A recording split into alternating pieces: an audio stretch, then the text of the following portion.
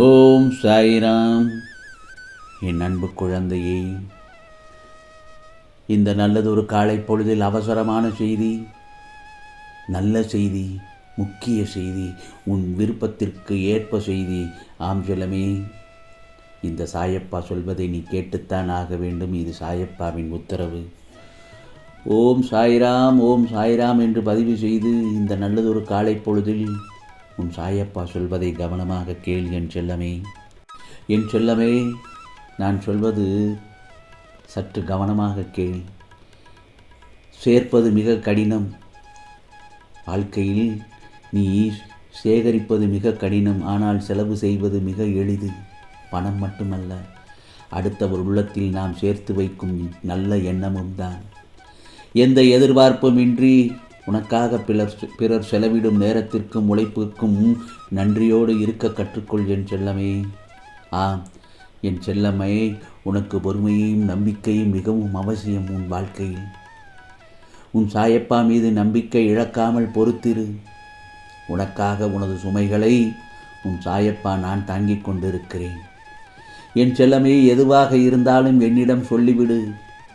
உன் சாயப்பா நான் அதை நிச்சயமாக பூர்த்தி செய்கிறேன். உனக்கு இந்த பிறவியில் பிறருக்கு உதவும் மனம் உண்டு. எப்போதும் ஓடி ஓடி உதவுகிறாய். ஆனால் உனக்கான கஷ்டங்களை பங்கு போட யாருமே முன்வரவில்லை. அப்படியே இருந்த போதிலும் உனது எண்ணங்கள் மாறவில்லை. ஏனென்றால் சகித்து வாழ்ந்து கொண்டிருக்கிறாய். உன்னைப் போல யாருமே இல்லை என் செல்லமே. கொடுத்து பழக்கம், வருந்தி பழக்கம் இல்லை. கடுமையான துன்பத்தில் கூட அனைத்தையும் தாங்கிக் கொள்ள நினைக்கும் உன் மனம், உன் சாயப்பா நான் இருக்கிறேன் என்ற தைரியமும் முன்னின்று பேச துடிக்கிறாய். அப்படி இருக்கும் பொழுது ஏன் கலங்குகின்றாய் என் செல்லமே? நீ கடந்து வந்த பாதைகள் பல உண்டு. வாழ்க்கையில் அனைத்தும் கிடைத்து அனுபவிக்க முடியாமல் அனைத்தையும் இழந்து மீண்டும் ஏறி வந்த பாதையை தேடி வந்திருக்கிறாய். உனது விடாமுயற்சியிலும் குறிக்கோளிலும் எந்த சூழ்நிலையிலும் கலங்காத நீ இப்பொழுது மட்டுமல்ல, எப்பொழுதுமே கலங்காதே. இந்த சாயப்பா நிச்சயமாக உன்னை பாதுகாப்பேன். உண்மையான அன்பு ஒன்றே வாழ்க்கையில் மேலே வருவதற்கான அறிகுறி என் செல்லமே. உன்னுடைய பூர்வ ஜென்ம சாபக்கேடுகளை அனைத்தையும் விலக்கி நீ இழந்தது அனைத்தும் மீண்டும் உனக்கு தேவைப்படும் காலகட்டத்தில் உன்னை தேடி வந்தடைய செய்வேன். கவலைப்படாதே. ஆகவே உனக்கான நிகழ்வுகளை கண்டு சலித்து கொள்பவர் தனக்கான ஒவ்வொரு வாய்ப்பிலும் உள்ள ஆபத்தை பார்க்கிறார். ஆனால் சாதிக்க துடிப்பவரோ ஒவ்வொரு ஆபத்திலும் உள்ள வாய்ப்பினை தான் பார்க்கின்றார். கடல் பயணத்தில் அலைகளால் சில தொல்லைகள் ஏற்படும் போது எதிர்வரும் அலைகளுக்கு ஏற்றார் போல துடிப்பினை விவேகமாக செலுத்த வேண்டும். அப்போதுதான் கடல் பயணம் மிகவும் சிறப்பானதாக இருக்கும். அதுபோலத்தானே வாழ்க்கை. அதே போலத்தானே வாழ்க்கை பயணத்தில் கஷ்டம் வரும்போது அதை கண்டு கலங்க வேண்டாம். ஆம் செல்லமே, கஷ்டம் என்பது நாம் அணியும் உடை மாதிரி தான். வயிறு சுருங்கினால் அந்த இடுப்பில் உள்ள வேட்டி தானாக கீழே இறங்கும். அது தானாக கீழே இறங்குவதை போலத்தான் நம்முடைய மனதில் மகிழ்ச்சி நிறைந்திருந்தால் கஷ்டம் தானாக போய்விடும். கடல் அலையில் எதிர்நீச்சல் போட்டு முன்னேறுவதைப் போல வாழ்க்கை என்னும் ஓடத்தில் போராட்டம் இருந்தால்தான் கவலைகள் கூட கரை ஒதுங்கும். ஆக உண்மையான உழைப்பு, திறமை மற்றும் நம்பிக்கையும் இருந்தால் வாழ்வில் நிச்சயமாக ஜெயிக்கலாம் என் செல்லமே, நிச்சயமாக ஜெயிக்கலாம். உன் சாயப்பா இன்னொன்றும் சொல்கிறேன் கேள்.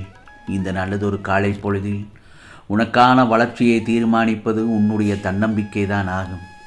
ஆம் செல்லமே, நம்மை சுற்றி உள்ள உலகம் நம்மை ஏளனப்படுத்தினால் அலட்சியம் செய்யாமல் நம்முடைய வளர்ச்சிக்கு முட்டுக்கட்டையும் கூட போடலாம். நமது திறமைகளை குறைத்தும் மதிப்பிடலாம்.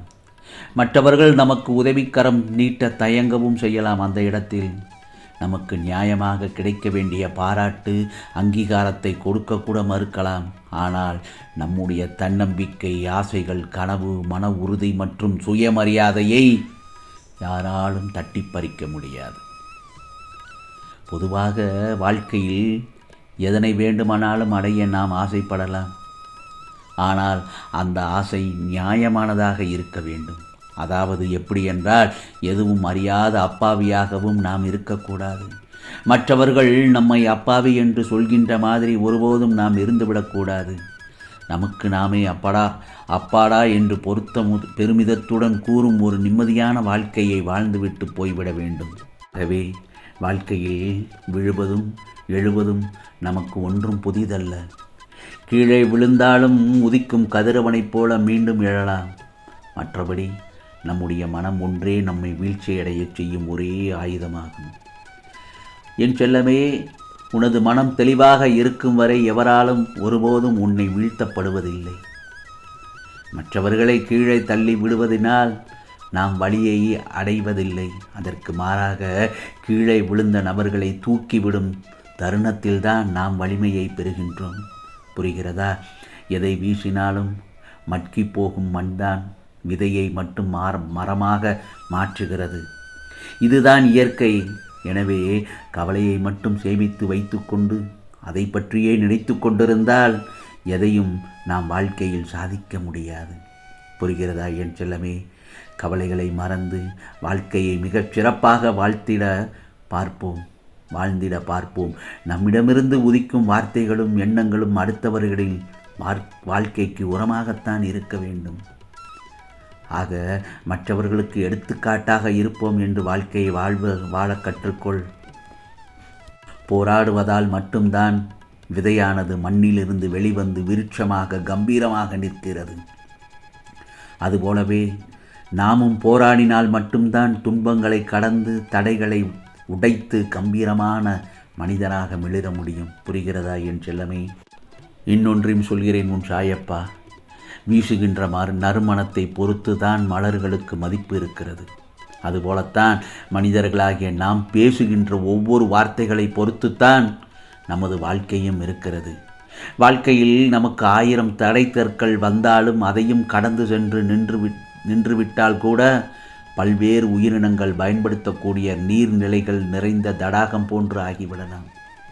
ஒருவேளை எதிர்வரும் ஒவ்வொரு தடைகளையும் தகர்த்தெறிந்து சென்று கொண்டே இருந்தால் சமுத்திரத்தினை அடையும் நதியினை போன்று நாமும் நம்முடைய இலக்கை எளிதான முறையில் அடைந்து விடலாம் என் செல்லமே. பொதுவாக நாம் வாழும் இந்த வாழ்க்கை ஒரு சீட்டாட்டம் போன்றது.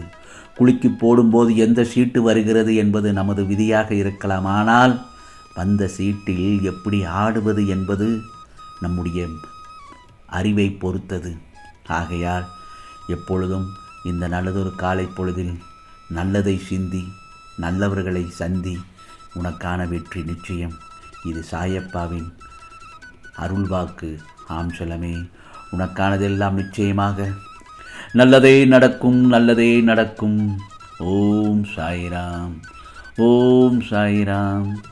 ராம்ஜி அருள் கிடைக்கட்டும்.